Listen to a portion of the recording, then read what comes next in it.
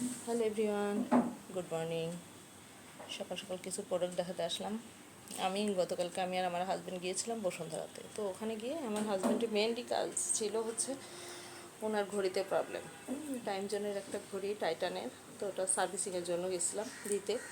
তো গিয়ে আমরা আবার একটু এই যে মোস্তফা মার্টে গেলাম। আমি সাধারণত এখান থেকে একটু কিনি, যাই কিছুই টুকটাক কেনাকাটা করি, ওখানেই যাই। তো যাই হোক, তো পেন্টি শ্যাম্পু ইউজ করার পরেও দেখতেছি অনেক দিন ধরে পেন্টিনই আমি ইউজ করি, হয় থাইল্যান্ড না হলে আমেরিকান। তো আমার কাজিনরা আছেন, ওনারা নিয়ে আসে ওরা আসার সময়।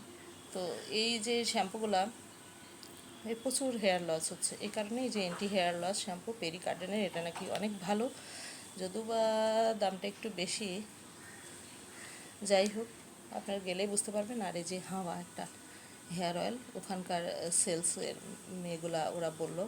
আর এটা তো আমি এক্সট্রা ভার্জিন অলিভ অয়েল সবসময় ব্যবহার করি, এটাই নিয়ে আসছি।